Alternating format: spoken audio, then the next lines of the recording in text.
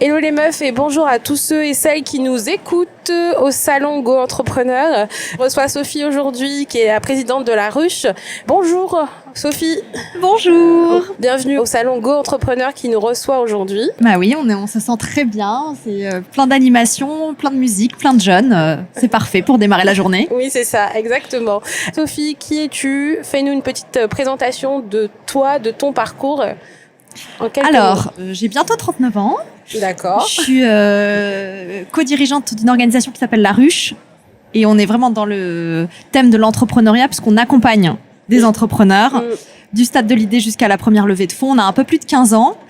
La Ruche, c'est 70 salariés environ, un peu partout sur le territoire, parce qu'aujourd'hui, on a 16 antennes. Donc, on a une grosse antenne à Paris, mais on est aussi présent à Marseille, en Occitanie, à Lille, à Lyon. Enfin, voilà, on a essaimé, comme on dit dans l'entrepreneuriat. Que te dire d'autre sur moi? J'ai grandi sur la Côte d'Azur, je vis maintenant à Paris. D'accord. Voilà, la vie est belle. Total. Et qu'est-ce qui t'a amené à rejoindre La Ruche? Alors, je pense une curiosité et surtout, déjà il fallait travailler. Donc moi j'ai rejoint La Ruche, j'étais toute jeune, je sortais de mes études. J'avais fait du droit privé d'abord à la Sorbonne, puis j'avais fait un concours passerelle en école de commerce. Et puis il y a un moment où je savais pas du tout ce que j'avais envie de faire de ma vie. J'étais très perturbée par l'école de commerce qui ne me montrait pas du tout comment mettre un peu plus de bon sens dans l'économie. Et je pense que j'avais déjà un engagement écologique et pour la planète assez ancré depuis toujours. Et du coup, j'ai cherché un stage et j'ai trouvé un stage en développement durable, conseil, RSE pour un des cofondateurs de La Ruche. Et donc, c'était en 2011. Et donc, j'ai fait un entretien de stage et puis finalement, j'ai été embauchée pour faire du conseil en RSE. Autant vous dire que je n'y connaissais absolument rien à l'époque, mais j'avais pas mal de bonne volonté. Et puis, petit à petit, ça a enchaîné sur un CDI.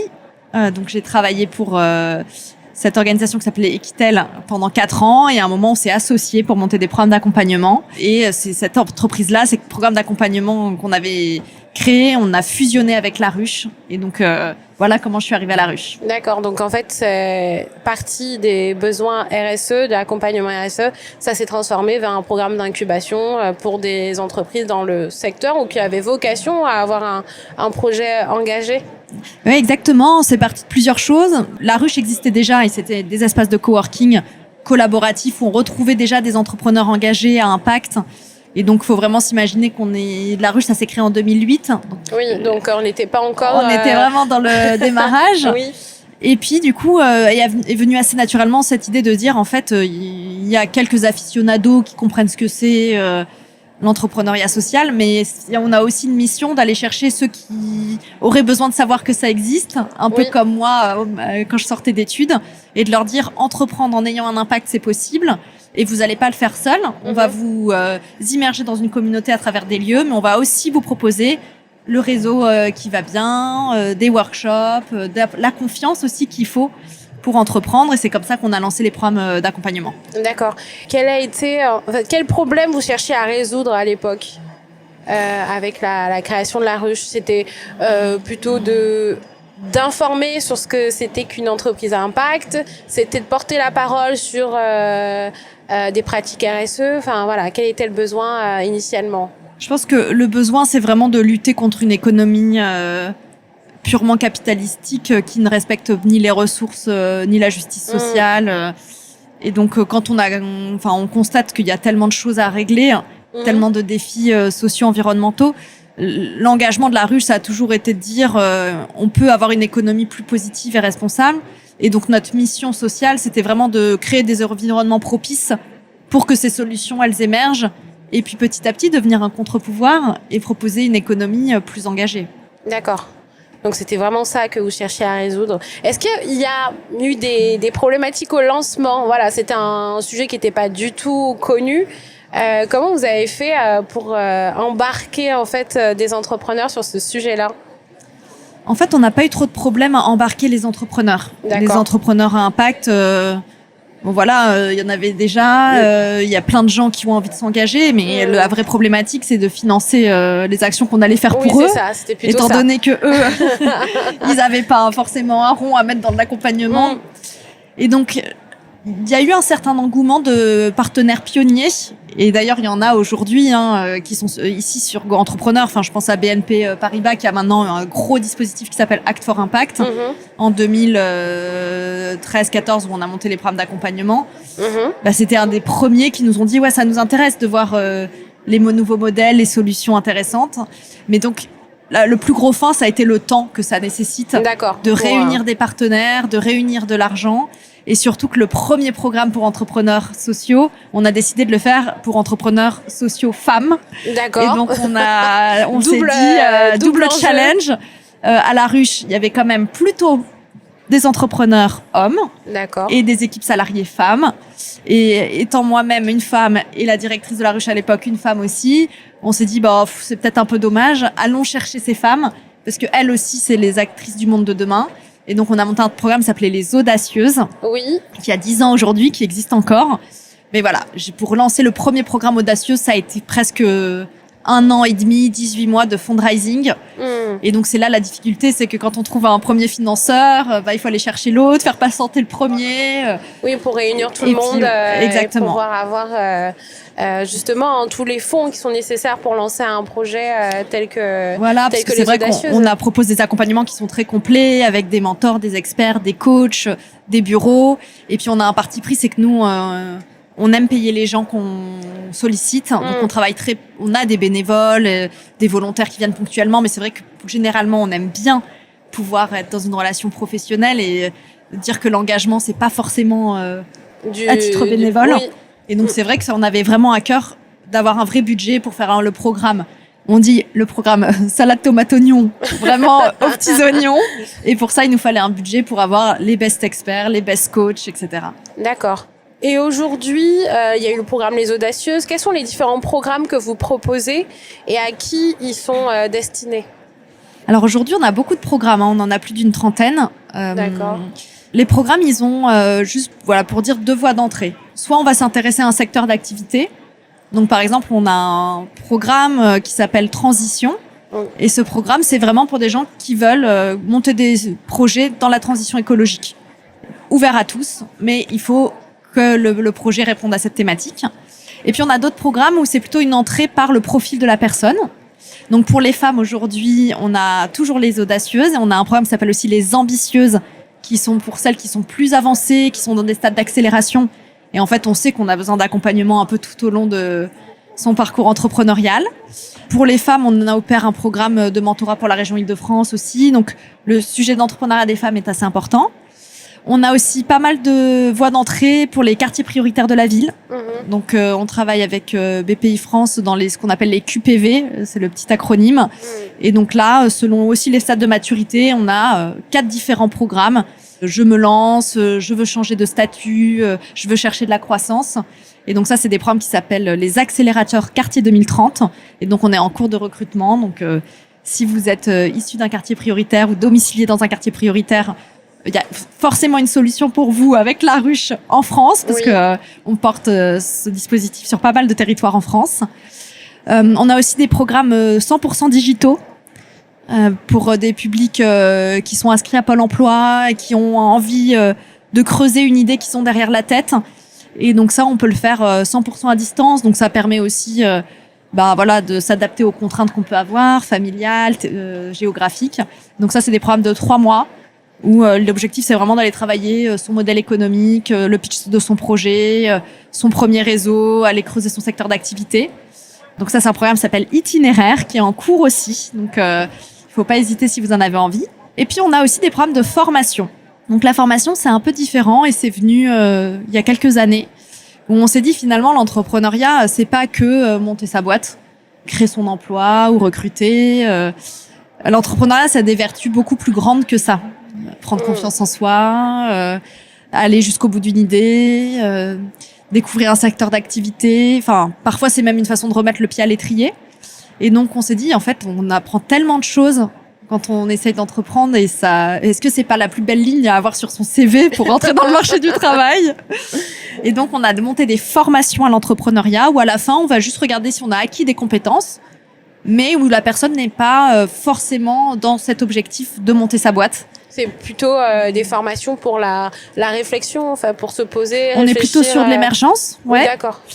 Soit sur des formations vraiment sensibilisation à l'entrepreneuriat. On a des formations dédiées à ce qu'on appelle l'économie sociale et solidaire, puisque l'entrepreneuriat à impact fait partie d'une grande famille qui s'appelle l'économie sociale et solidaire. Donc, l'idée, c'est de creuser un projet et une idée dans ce secteur-là. Et nous, on a une approche qui est toujours pragmatique. C'est-à-dire, il y a de la théorie, bien sûr. Oui. Et c'est un peu un socle de théorie qui va aider les compétences à se développer. Et puis après, il y a la pratique. Et donc, on invite beaucoup les gens à aller sur le terrain, à aller interroger leurs parties prenantes, leurs clients. Et donc, généralement, on ressort quand même avec bien renforcé dans son idée ou avec une idée plus précise de ce qu'on peut faire. Et surtout, en ayant mis en action les outils et les connaissances en fait qu'on a pu apporter lors de l'accompagnement. D'accord, donc c'est vraiment aller confronter son idée au marché. Exactement. Pour se rendre compte s'il y a un engouement, s'il y a un intérêt, ou si on fait bonne route finalement. Voilà. Ouais, c'est exactement ça. Okay. Et généralement, il n'y a pas de bonne ou mauvaise route. Mais voilà, il faut créer cette cohérence entre ce que j'ai envie, ce que le marché est prêt à acheter. Oui. Et puis voilà, et parfois il faut bifurquer. Voilà, donc il y a rarement des gros demi-tours, mais évidemment, il faut affiner et c'est vraiment l'approche terrain empirique qui permet ça, quoi. Et ça témoigne beaucoup de la posture de la personne aussi. En fait, quand on n'arrive pas à sortir de devant son écran pour aller se confronter au monde réel, peut-être que l'entrepreneuriat n'est pas non plus totalement fait pour soi, parce qu'il faut savoir aller, voilà, comme tu le disais, le mot confronter, c'est un peu vrai, c'est on sort de sa zone de confort, on s'expose, et donc nous on accompagne aussi ce moment-là, quoi. D'accord. Donc c'est vraiment de sortir de sa zone de confort, aller se challenger aussi et de voir aussi si cet environnement nous convient. Tout à fait. Au final, si on est fait pour ça. Exactement. C'est vrai qu'on dit jamais que tout le monde peut être entrepreneur. Enfin, on accompagne de plus en plus d'entrepreneurs, mais notre message c'est pas tous entrepreneurs. On sait que c'est un peu être inconfortable, un peu précaire. Donc si c'est pas une voie de plaisir et d'épanouissement, bah faut pas le faire, quoi. Oui, bah bien sûr, il faut pas se torturer, on n'est pas là pour souffrir, hein. Bon, c'est toujours quand même un peu de torture, hein, mais oui, au quotidien, ce n'est jamais facile. C'est un challenge, c'est une course de fond. Et toi, personnellement, comment s'est passée ton évolution au sein de La Ruche? Parce que comme tu disais, tu es passée de stagiaire et tu es devenue présidente. Comment tu as priorisé tes actions? Comment tu as pris un peu ce rôle et cette phase transitoire finalement? Alors, ça a été à la fois naturel. D'accord. Dans le sens où l'évolution de La Ruche a amené à ce que voilà, je monte en effet en compétences, finalement que je fasse des premiers recrutements pour cet incubateur qui n'existe pas. Donc que je devienne manager et puis finalement, enfin que les choses grandissent comme ça. Après, j'ai pas à vous cacher que tout ça se fait quand même un peu dans la douleur à chaque fois parce que bon, on est stagiaire, on devient CDI, c'est pas du tout les mêmes responsabilités. Non. Puis bon, à La Ruche, on a un peu la méthode des bébés nageurs, donc t'es dans la piscine, faut nager, quoi. Donc t'as un petit moment de panique. Ça a été vrai à chaque fois qu'on a grandi. Et aujourd'hui, dans mon rôle de présidente, je vois encore que j'ai des moments où je suis totalement dehors de ma zone de confort, où je prends du plaisir parce que je sais que je suis dans une zone d'apprentissage, comme on dit dans la formation. Mais voilà, je sais que à chaque fois qu'on passe des caps, peut-être que ça aussi, c'est un peu typiquement lié au fait que je sois une femme. J'ai pas mal tendance à me remettre en question, à me demander si je suis la bonne personne. J'ai des moments de doute et puis après, je vois que il y a des résultats, que ça se passe bien et donc voilà, j'avance. Mais bon, je dois être honnête, à chaque fois, c'est un peu... Oui, t'es un peu... qu'est-ce qui se passe Le marathon, je pense que c'est la bonne métaphore. Il y a un moment, il paraît que quand on court, je ne suis pas du tout marathonienne, mais on m'a raconté qu'il y a des moments où t'en peux plus et t'as envie de tout arrêter, et puis finalement, après, t'as le moment d'extase. Je pense que c'est un peu la même chose. Tu reprends un peu... tu reprends le rythme, mais c'est bon. Donc moi, c'est ça. Après, c'est aussi beaucoup de confiance que les gens m'ont donnée. Donc à la fois... Bruno Imbert, qui est un des cofondateurs de La Ruche et qui du coup m'a un peu rapidement donné les manettes, des équipes qui nous ont rejoints. On a fait une levée de fonds après, c'est des investisseurs qui nous ont fait confiance. Donc c'est vrai que je pense que les carrières, c'est pas qu'une volonté personnelle, c'est aussi l'environnement et la confiance que tu peux créer et donner. Donc voilà. Et est-ce que tu t'es fait accompagner? Est-ce que tu as eu un mentor? Est-ce que tu as eu un coach? Ou méthode et bébé nageur, tu t'es lancé et puis on m'a poussé. On t'a poussé. Oui, moi j'étais poussée dans la piscine. Alors, oui, j'ai eu plusieurs fois des coachings. D'accord. Et c'était assez rigolo parce que dans les programmes des audacieuses, on propose des coachs évidemment à nos entrepreneurs. Donc parfois, je disais moi je veux bien tester le coaching et au passage, tu testes. Donc je me suis fait coacher. Ça m'a beaucoup aidé sur travailler sur mon leadership, ma légitimité, savoir verbaliser mes craintes. Donc ça m'a beaucoup aidé. J'ai pas mal travaillé aussi sur des techniques de visualisation. D'accord. Quand il y a des moments difficiles, des décisions à prendre, de visualiser le moment avant, de se mettre dans une posture intouchable entre guillemets. Oui. Voilà, donc j'ai beaucoup travaillé là-dessus. Ensuite, je suis beaucoup inspirée par les gens qui sont passés par la ruche, qui eux-mêmes sont dans des trajectoires un peu comme moi. Ça leur tient tellement à cœur qu'on sait plus si c'est un projet pro, un projet perso. Parce que finalement, t'as grandi avec totalement, ouais. avec la ruche. Donc plus ça a évolué, plus t'as évolué aussi, et plus t'as grandi et la ruche aussi en même temps. Donc exactement. Finalement, c'est un petit parallèle avec les entreprises que vous accompagnez. Ouais, exactement.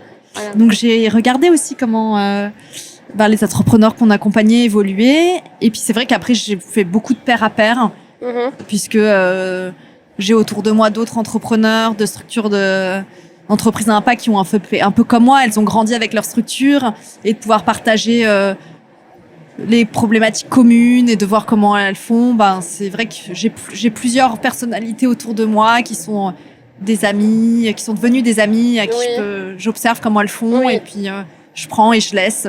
Voilà, tu t'es entouré finalement. Ouais, ça c'est hyper important. Et puis surtout que plus l'entreprise grandit, plus il faut pas forcément partager ses doutes à l'intérieur. Non. Voilà. Non, et donc il faut avoir des ressources externes pour revenir un peu plus aligné.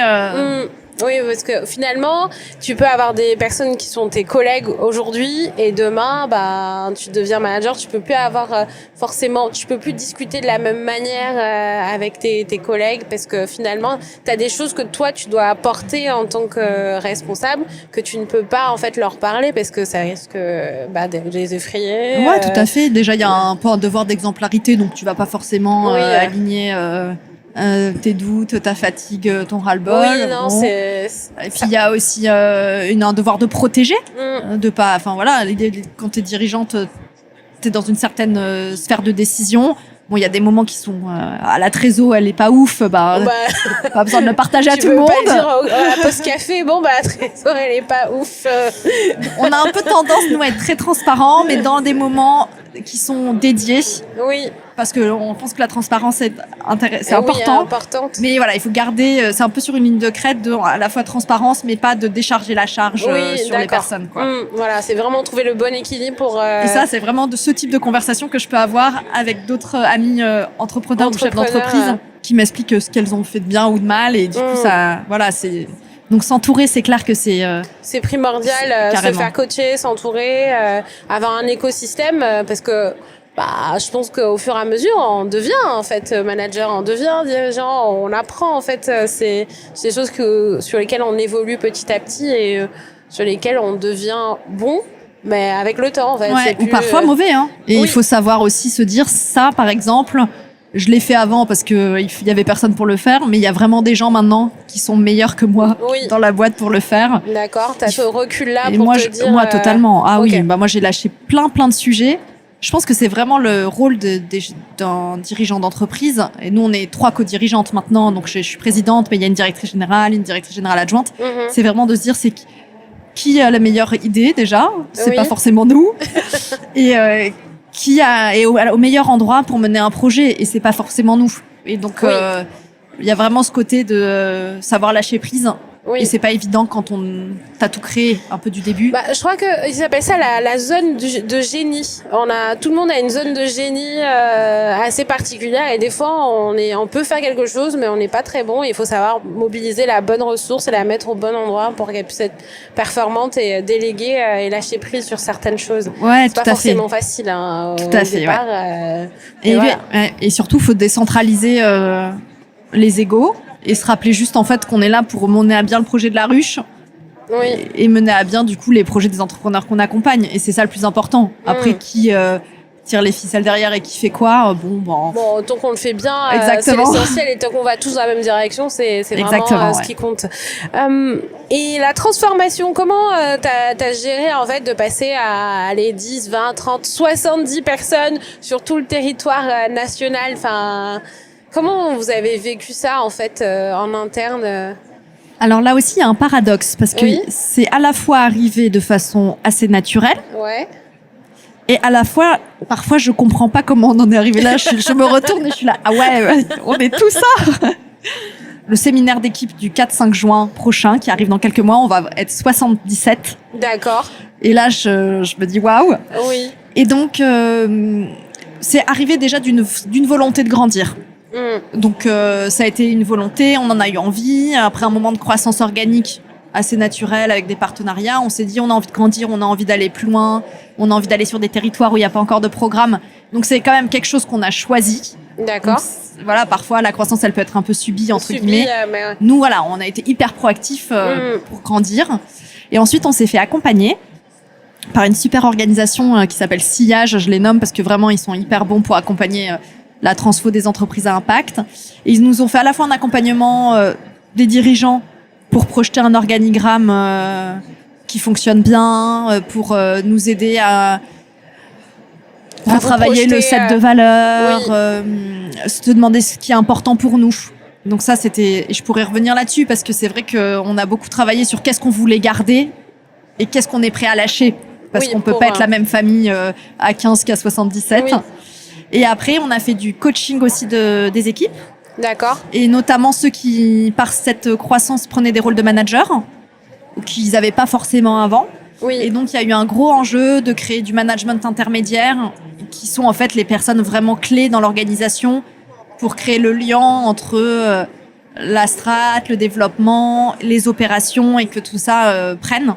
Oui. Et donc, il y a eu du coaching individuel de manager, et je pense que ça a été une clé de succès aussi d'accompagner qu'est-ce qu'on attend de vous, qu'est-ce que vous voulez mettre aussi dans votre management, enfin, de faire du management sur mesure entre guillemets, parce que c'est l'accompagnement qui compte avant tout dans ces périodes-là, de savoir en fait qu'est-ce qu'on attend de vous et pas juste laisser les personnes comme ça crée des moments de frustration et ça crée des déséquilibres. Donc je pense que c'est là où vous avez une belle carte à jouer. Ouais, totalement. Et c'est vrai qu'il y a à la fois qu'est-ce qu'on attend de vous, parce que dans cet organigramme tout le monde a un rôle et donc il faut être clair sur son rôle. Les attendus. Et il y a aussi qu'est-ce qui vous effraie dans ce rôle. Et c'est sur ça qu'on va bosser. Ah mais c'est magnifique. Bah oui, les transformations sont pas forcément toujours bien vécues et là je pense que vous avez bien fait de jouer comme ça. Oui. Bon après voilà, moi je sais qu'il y a eu des transformations, enfin il y a eu des moments qui ont été plus difficiles que d'autres, et par exemple, j'ai évoqué la formation qu'on a à 100% à distance. Oui. Donc ça, c'était dans un moment de croissance, mais c'était un moment où on a décidé de digitaliser un accompagnement. À la ruche, on faisait tout sur place, ensemble, côte à côte. Et donc l'idée de se dire, on va accompagner plus de gens grâce au numérique. Et du coup, on va passer par de la visio, et puis on va digitaliser des outils. On va faire un peu d'asynchrone aussi. Ça sert à rien que on répète toujours la même chose en workshop, etc. Nous, on était assez persuadés que accompagner plus de gens, c'était plus d'impact. Mais c'est vrai que ce moment-là, il y a eu un moment où on a fait une centaine d'heures de workshop pour désamorcer et de dire c'est pas de l'industrialisation pour perdre en qualité. Il y aura toujours une personne en face d'un entrepreneur et on n'est pas là pour faire des MOOC impersonnels. Vous n'allez pas perdre l'ADN en fait, et ce qui fait que. Mais du coup, c'est vrai qu'il y a des moments qui sont tendus ou parce que dans les pivots, mais bon, après, ce qui est génial, c'est que d'entendre ces craintes-là, ça permet... je pense que c'est des craintes qui sont justifiées et qui, du coup, mettent aussi les points d'alerte sur quoi il faut bosser, quoi. Oui. Voilà. Donc, on a réussi, je pense, à continuer à grandir tout en ayant toujours eu des moments où il fallait ouvrir le dialogue, rassurer. Et puis, voilà, on rassure parfois, on sait même pas trop si ça va marcher, quoi. Donc, oui, vous testez. Mais en tout cas, on a des au bonnes moins, volontés. vous êtes à l'écoute, en fait, des besoins qu'il y a et vous essayez de réajuster en fonction de ce qu'on vous remonte. En fait, là où il y a vraiment quelque chose à comprendre, c'est le terrain. qui fait totalement. remonter. En fait, on peut se baser uniquement sur ce qui se passe sur le terrain pour justement réajuster et comprendre en fait ce qui se passe et comment on peut proposer quelque chose le plus finement possible, je pense. Oui, d'autant que grandir, ça peut être un peu entre guillemets, je mets vraiment des gros guillemets, mais ça peut être un peu maltraitant entre guillemets pour des équipes bien installées. D'un coup, il y a 10 nouveaux collègues, il y a des nouveaux process, et puis on met plein de process, et puis maintenant il faut remplir des Excel, et puis il faut dire le temps qu'on passe sur tel projet, enfin voilà. Donc c'est sûr qu'il faut que ça s'accompagne, que ça reste dans la joie, parce que sinon ça devient juste un enfer, quoi. Oui, la conduite du changement, c'est un vaste sujet. Exactement, c'est vrai. Mais il faut que ça en soit, en tout cas. Oui, faut que ce soit bien pris, bien anticipé, et voilà. Enfin, c'est vraiment un sujet, et je pense que c'est un sujet qui est amené à avoir de l'avenir, parce que la transformation, ça touche vraiment tout le monde. Donc c'est bien d'avoir ton retour d'expérience sur ça. Toi, comment tu as vécu cette transition et comment vous avez géré ça aussi en interne? C'est vraiment précieux ce que tu nous Et d'ailleurs, offres du coup, là. si je peux donner un petit conseil, se faire accompagner, c'est coûteux. Parce que c'est vrai que les gens, ils nous ont pas accompagnés gratuitement. Mais il y a des aides. D'accord. Et donc là, nous, on s'était fait accompagner. Donc, notre siège, il est en région Île-de-France. Et on avait, pour changer d'échelle, il y a des accompagnements de la région qui s'appellent TP-Up, Innov-Up, et PM-Up. Et nous, on avait eu un PM-Up et ça prenait 50% de la facture d'accompagnement au changement d'échelle. D'accord. Et du coup, c'était une super incentive pour se dire on va dépenser. Parce que souvent, on est dans des modèles économiques un peu serrés. Oui. Mais du coup, sur l'accompagnement, ça vaut vraiment le coup de dépenser ou aller chercher des aides pour aider à alléger la facture. Vous êtes fait aider pour monter le dossier PM-Up? Oui, ouais, on s'est fait aider. D'accord. Bah, il y a des agences des agences qui accompagnent sur qui accompagnent et du coup on n'est pas ils nous avaient aidé à faire tout notre plan d'accompagnement, de dépenses, voilà. La chambre de commerce accompagne sur le PM-Up, je crois, sur la construction des PM-Up, et il y a d'autres cabinets privés aussi qui le proposent, mais franchement c'est un investissement qui vaut le coup parce que du coup c'est absorbé par les coûts. Ouais, c'est génial, ça prend 50% des coûts. Ça nous a aussi aidé à recruter des salariés un peu plus seniors, puisqu'il y a une aide aussi au recrutement de managers. Donc vraiment, allez-y, allez regarder, c'est vraiment bien. Ok, bah merci beaucoup pour cette information. Je pense qu'il y a beaucoup de personnes qui seront très très très très très contentes d'avoir cette info. Tu voulais aussi nous parler de l'entrepreneuriat féminin, qui est un mot... Tu veux dire l'entrepreneuriat des femmes? Oui, c'est ça. Est-ce que tu peux nous en parler Juste en dire deux mots. Donc, vous l'avez compris, dans nos dadas à la ruche, et que je porte aussi personnellement, c'est accompagner tout type de profils entrepreneuriaux à entreprendre. Et c'est vrai que, comme on a tout de suite commencé par l'entrepreneuriat des femmes, j'ai regardé comment les choses évoluent depuis 10-15 ans maintenant. Et en fait, c'est vrai que ce mot entrepreneuriat féminin me fait saigner les oreilles. T'as dû saigner les oreilles quand t'as entendu business de meuf, entrepreneuriat féminin. Donc, je saigne les oreilles à chaque fois. Mais je sais pas, je juge pas. Parce que je sais que c'est un long chemin. Oui. Mais pourquoi je n'aime pas ce mot?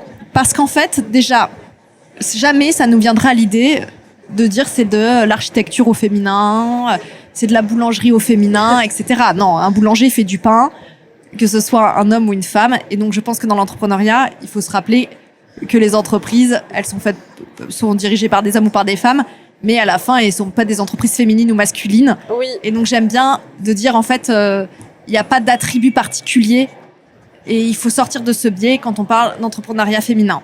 Et alors, parfois, on me dit, oui, mais dans le sport, par exemple, on va en effet parler de foot féminin. Et je dis, ça démontre exactement la problématique. En fait, le foot féminin, elles jouent entre elles et c'est une catégorie.